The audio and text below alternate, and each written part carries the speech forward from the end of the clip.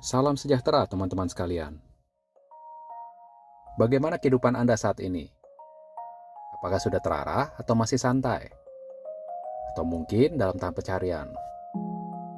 Apakah saat ini Anda sudah memiliki tujuan hidup atau cita-cita yang solid? Dan apakah Anda berjuang dengan gigih untuk mencapai cita-cita Anda? Bagaimana perasaan Anda? Yakinkah bahwa apa yang Anda kejar itu yang Anda inginkan? Ketika kita masih muda, mungkin secara bawah sadar kita berasa kalau waktu itu masih banyak untuk kita. Masih banyak kesempatan untuk bersenang-senang, bergaul, mungkin bersama teman-teman, untuk menikmati hidup pada momen itu. Pada saat kita menginjak umur 30 atau 40 tahun, mungkin sebagian dari kita mulai menyadari bahwa kita mulai berpacu dengan waktu untuk meraih apa yang kita cita-citakan dan kita inginkan. Pada saat kita mencapai umur 50 atau sampai 60 tahun atau bahkan lebih, apakah mungkin kita bakal mulai melihat ke belakang lagi apabila ada tujuan dan cita-cita kita yang belum terpenuhi? Apakah akan ada penyesalan dalam diri kita? Untuk menghindari penyesalan yang terjadi pada kita di masa depan saat tahap akhir hidup kita, mari kita simak apa saja penyesalan-penyesalan dari mereka yang sudah mendekati waktunya berpulang. Grace Blue Rock adalah pekerja sosial asal Tennessee, US. Beliau bekerja selama 6 tahun di Hospice Care, yaitu suatu tempat pelayanan terpadu di mana para pasien yang diperkirakan berumur kurang dari 6 bulan lagi dirawat, agar merasa lebih nyaman dan damai di akhir kehidupan mereka. Dari situlah beliau menjadi dekat dengan banyak sekali pasien di Hospice Care. Dan dari kedekatannya, beliau mencatat 9 penyesalan yang paling banyak dialami mereka di akhir hidup, yaitu sebagai berikut. Penyesalan ke-9 adalah mereka menyesal dalam karir atau usaha, di mana mereka merasa seharusnya memilih pekerjaan yang sesuai dengan hati nurani mereka. Banyak yang menyesal bahwa sebelumnya mereka memilih dan menetap di bidang pekerjaan yang sebenarnya tidak mereka sukain, tapi terus mereka kerjakan karena kebutuhan finansial mereka. Mereka menyesal dan merasa seharusnya memilih bidang pekerjaan yang mereka sukai, bidang pekerjaan atau usaha yang memberikan mereka perasaan puas dan komplit.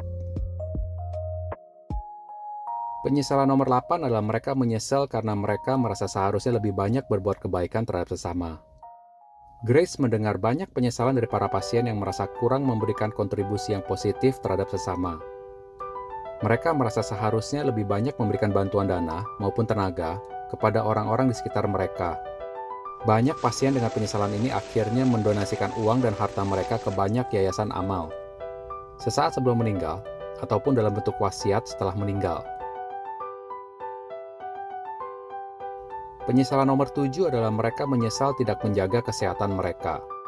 Banyak pasien yang menyesal karena pada saat mudanya banyak melakukan hal-hal yang merusak kesehatan di masa tua mereka.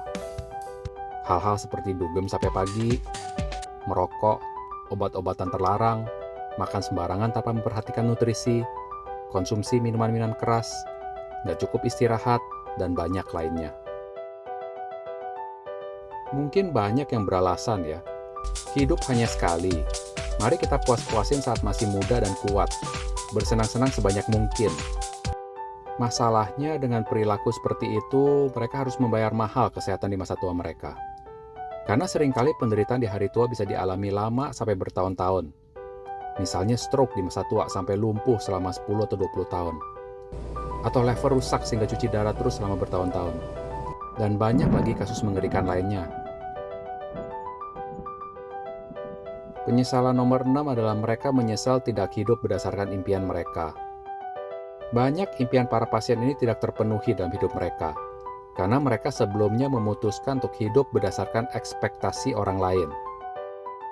Seperti misalnya Anda bercita-cita untuk hidup tenang dengan waktu yang cukup dan berkualitas bersama keluarga. Namun kultur tempat Anda tinggal mengharuskan Anda untuk bekerja keras meraih uang sebanyak mungkin, yang akhirnya mengorbankan waktu-waktu berharga bersama keluarga Anda. Mungkin Anda menjadi kaya dan sukses secara materi. Namun, Anda tidak ada ikatan keluarga yang dekat. Bahkan Anda mungkin tidak mengenal anak-anak Anda sendiri. Ini hanya salah satu contoh untuk bentuk penyesalan seperti ini. Penyesalan nomor 5 adalah mereka menyesal karena terlalu banyak kekhawatiran dan pertimbangan-pertimbangan yang tidak perlu selama hidup. dan seharusnya meluangkan lebih banyak waktu untuk menikmati kehidupan.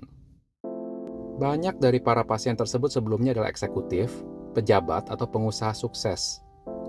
Mungkin keadaan ya yang membuat mereka terbiasa untuk melakukan terlalu banyak pertimbangan dan juga kekhawatiran. Sehingga akhirnya mereka tidak dapat menikmati hidup di saat mereka sedang santai atau saat liburan. Bahkan beberapa dari mereka nggak ada waktu untuk berbahagia, untuk berlibur. Mereka merasa seharusnya tidak terlalu khawatir sebelumnya. Lebih banyak mengadakan waktu untuk menikmati hidup. Dan seharusnya tidak khawatir saat sedang dalam waktu istirahat. Penyesalan nomor 4 adalah mereka menyesal tidak mengambil resiko dalam kehidupan.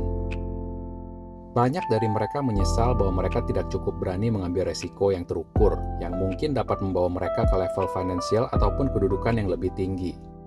Mereka merasa seharusnya lebih berani melakukan sesuatu sehingga mereka mendapatkan apa yang mereka kehendaki. Penyesalan ketiga adalah mereka menyesal terlalu banyak bekerja keras. Ini adalah bentuk penyesalan yang bertolak belakang dengan generasi muda yang ambisius. Yang menarik adalah banyak yang menyampaikan penyesalan ini adalah mereka yang sebelumnya ambisius dan bekerja keras. Cukup ironis. Salah satu pasien Grace adalah seorang salesman sukses di saat mudanya yang harus travel keluar kota 3 minggu dalam sebulan. Dia memiliki putri yang secara finansial sangat tercukupi, namun tidak dia kenali dengan baik. Keduanya tidak memiliki ikatan yang dekat. Akhirnya saat beliau pensiun dan hendak lebih mengenali putri yang sudah dewasa, sudah terlambat. Beliau menyesal akan hal ini. Penyesalan nomor 2 adalah mereka menyesal karena di saat mereka muda seharusnya menjadi suami, atau istri, atau anak-anak, atau orang tua yang lebih baik. Mari kita simak penyesalan Bill Gates, walaupun beliau masih sehat dan usia senjanya ya. You know, thanking Melinda. Beliau menyesal tidak cukup berterima kasih pada mantan istrinya Melinda.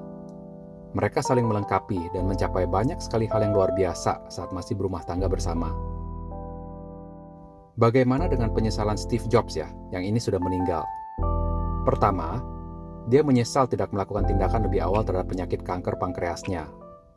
Ini sesuai dengan penyesalan nomor 7 ya, tidak menjaga kesehatan. Kedua, beliau menyesal tidak ada waktu lebih banyak untuk anak-anaknya. Ketika kita masih muda, mungkin performa akademis menjadi tujuan kita. Lalu kesuksesan karir dan finansial, atau usaha. Pada saat kita sudah tua, di mana orang tua kita sudah tiada, atau anak-anak sudah beranjak dewasa dan berubah dan pindah keluar. Mungkin pada saat itulah kita mulai merasakan bahwa pencapaian-pencapaian lainnya tidak sepenting waktu dan hubungan kita dengan orang-orang yang paling kita cintai. Penyesalan yang paling banyak adalah tentang kasih sayang. Paling banyak pasien menyesal bahwa mereka tidak cukup memberikan perhatian dan kasih sayang terhadap orang-orang yang paling mereka cintai. Mereka merasa seharusnya bisa lebih banyak memberikan dan mengekspresikan kepedulian, perhatian, dan kasih sayang terhadap orang-orang yang paling mereka cintai. Dan lebih banyak meluangkan waktu dan ada di sekitar orang-orang yang paling penting di mata mereka. Mereka menyesal bahwa mereka kurang mengekspresikan kalimat-kalimat ini. Saya sayang papa, saya sayang mama, saya sayang kamu nak, aku cinta kamu, dan sebagainya. Sungguh menarik bahwa dari ke-9 penyesalan ini, yang dikumpulkan dari sebegitu banyaknya pasien hospice care dalam jangka waktu 6 tahun, yang paling banyak dan menempati top 3 penyesalan adalah yang berhubungan dengan ikatan emosional antara manusia. Berhubungan dengan kebersamaan dengan yang paling disayang. Dan yang lebih menarik dari semua penyesalan-penyesalan ini, hampir tidak ada yang berhubungan dengan seberapa tinggi harta kekayaan telah diraih dalam hidup, atau seberapa tinggi kedudukan, atau seberapa besar perusahaan telah dikembangkan semasa hidup. Yang paling mendekati mungkin penyesalan nomor 4, namun itu pun tidak 100% mengenai kesuksesan finansial.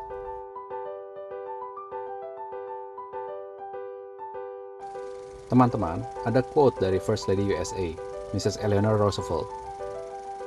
Belajarlah dari kesalahan orang lain, karena umur Anda sendiri tidak akan cukup untuk mengalami dan belajar dari semua kesalahan-kesalahan ini. Dengan 9 penyesalan yang paling umum ini, Anda dapat renungkan kembali tujuan hidup dan cita-cita Anda saat ini.